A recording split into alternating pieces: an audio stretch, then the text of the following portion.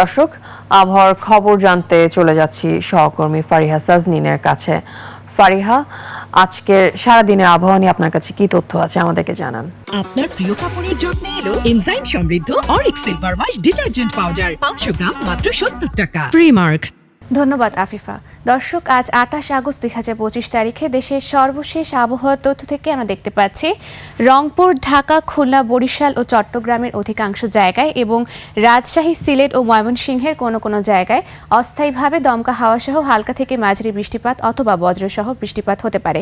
সেই সাথে দেশের কোনো কোনো জায়গায় মাঝারি থেকে ভারী বর্ষণ অথবা অতি ভারী বর্ষণ হওয়ারও সম্ভাবনা আছে বলে জানিয়েছে আবহাওয়া অধিদপ্তর। আজ সারা দেশের দিন ও রাতের তাপমাত্রা প্রায় অপরিবর্তিত থাকতে পারে।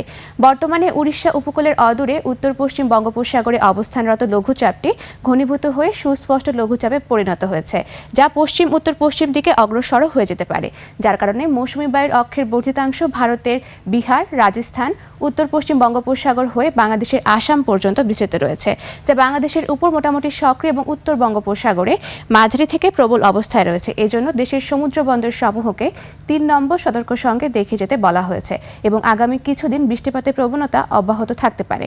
বর্তমানে বিশেষ কিছু অঞ্চলের তাপমাত্রা যদি আমরা দেখে থাকি তাহলে সিলেটে রয়েছে 26 ডিগ্রি সেলসিয়াস, ঢাকায় 29 ডিগ্রি সেলসিয়াস, কুমিল্লা ও বরিশালে রয়েছে 28 ডিগ্রি সেলসিয়াস। গতকাল সর্বনিম্ন তাপমাত্রা রেকর্ড করা হয়েছে শ্রীমঙ্গলে, যা 24.2 ডিগ্রি সেলসিয়াস এবং সর্বোচ্চ তাপমাত্রা রাজশাহীতে, যা 35.5 ডিগ্রি সেলসিয়াস।